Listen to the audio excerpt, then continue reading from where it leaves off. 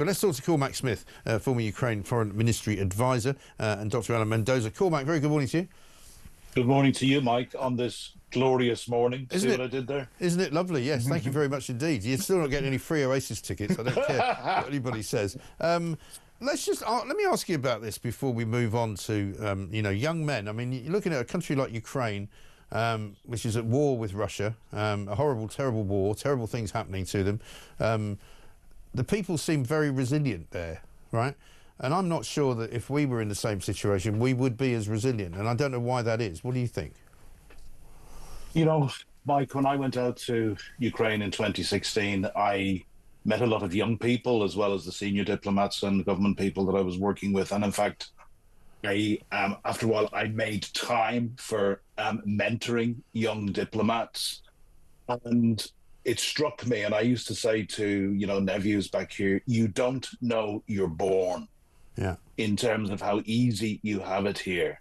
You want to go to Ukraine, and this was before this horrible war, but these were people that were growing up in a much harsher reality, and whose parents had grown up under the horrors, and believe it was nothing else, under the horrors of communism under the Soviet Union, and that had been imbued into them. And I think it's that great character, and I was hugely impressed with Ukrainian youth, and I think that we could learn an awful lot of lessons from Ukraine. I mean, I don't want to say too much more. I'm 62. I was blessed to have the most fantastic father and mother. So I mean, I grew up with great role models all around me. But it's a very, very worrying trend. The tendency to toxic masculinity, and it's something that I don't have children myself, but it's something that I'm certainly concerned about. Yeah, sure. Let's talk about the situation currently on the ground. Vladimir Zelensky had a conversation with Donald Trump last night, which Trump has described as a good conversation. Putin, up to his old tricks, I suppose, is kind of giving everybody the runaround. Nobody's quite sure whether if he says something, he's going to stick to it, or whether he's going to just completely ignore it as if it never was said. What's your take on where we are right now? Well, we don't really know where we are, Mike, to be honest. We have had some very warm and enthusiastic and diplomatic words coming from both the White House and coming from President Zelensky, but we have absolutely no detail. On Putin, I mean, what is on the table is a proposal for a 30-day unconditional ceasefire. President Zelensky has already signed up to that. Putin has not. Putin is putting immediately the most extreme conditions which Ukraine will never be able to sign up to. For example, that all military aid and intelligence into Ukraine should cease for the 30 days. Ukraine should not be able to train their soldiers. They should not be able to reorganize their front lines.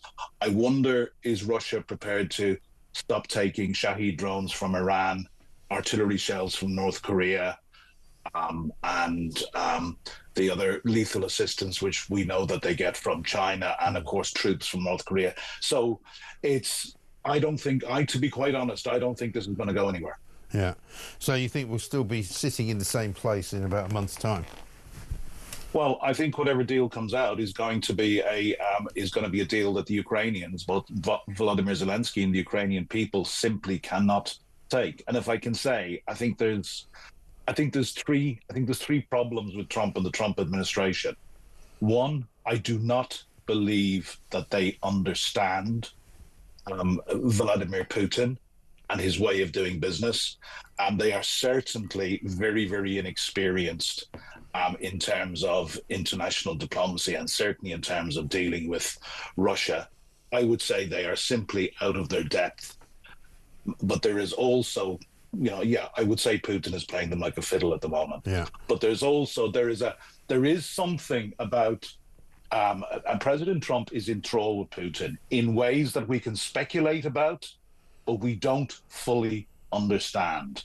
And I think, President Trump is in a hurry to get a peace deal done, because what he clearly wants to do, his priority is he wants to normalize relations with Russia. We've heard him talking already about having a hockey match between the two.